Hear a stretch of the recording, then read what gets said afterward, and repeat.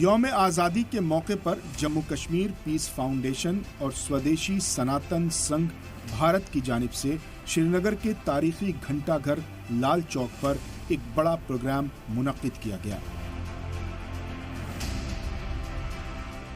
Programme کا آغاز سرو دھرم کی دعا سے ہوا، جو ہندوستان کی سب سے بڑی طاقت انیکتا میں ایکتا کی نشانی ہے۔ اس خاص پروگرام میں ہندو مسلم برادری ایک منچ پر نظر آئے اور منچ سے پورے ملک میں امن اور اتحاد کا پیغام دیا گیا۔ اس پروگرام میں سوامی شری کالیکانند بابو سرسوتی نے کہا کہ پورے ملک میں آزادی کا جشن منایا جا رہا ہے، لیکن جموں کشمیر کے کشتواڑ میں قدرتی آفت نے پورے ملک کے لوگوں میں شوق کی لہر پیدا کی، جس کی وجہ سے انہیں بھی اپنا پروگرام چھوٹا کرنا پڑا۔